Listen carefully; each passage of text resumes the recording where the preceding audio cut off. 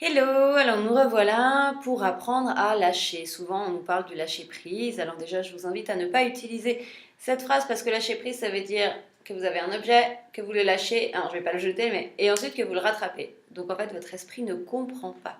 En anglais on dit let it go. Let it go c'est je laisse aller. D'accord? Donc comment est-ce qu'on va laisser aller? Par exemple lorsque vous êtes submergé par l'émotion, par le souvenir de la personne qui est partie, eh bien je vous invite à prendre une grande inspiration et à l'expiration, vous imaginez que votre conscience descend à l'intérieur de votre ventre.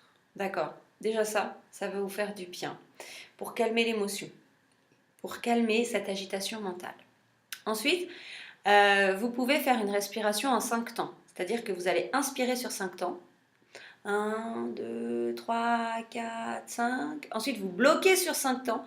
1, 2, 3, 4, 5. Et ensuite, vous expirez sur 5 temps. 1, 2, 3, 4, 5. Ok? Vous allez voir que ces exercices de respiration vous donnent de l'espace et vous permettent de calmer votre agitation mentale et du coup vos émotions.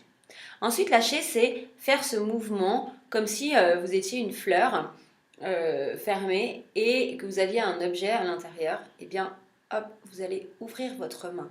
D'accord? C'est-à-dire que lorsqu'on fait le petit vélo là et qu'on a toute notre attention portée sur nos difficultés, sur la personne qui est partie, et donc ça crée beaucoup d'émotions.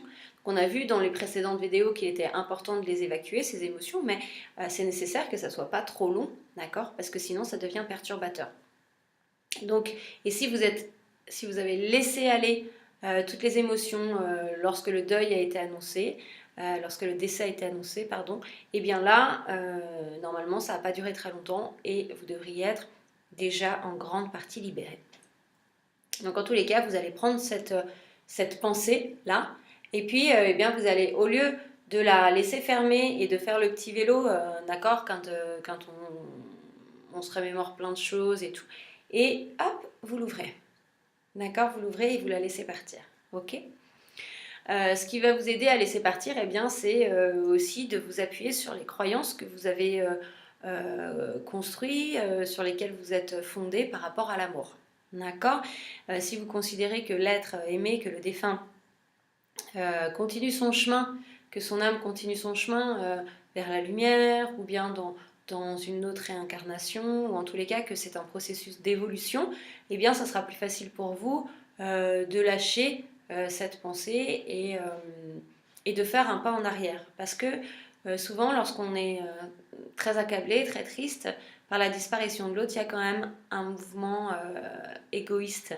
Hein, on pense qu'à nous, qui nous retrouvons seuls, et le fait d'imaginer l'autre en paix et en lumière, eh bien ça va vous donner de l'espace, ok? Pour lâcher, c'est aussi simplement, ok, je respire, hein? Juste je respire et je laisse aller, d'accord? C'est un mouvement qui est quand même important de faire régulièrement parce que notre esprit, lui, il aime bien revenir avec les négativités.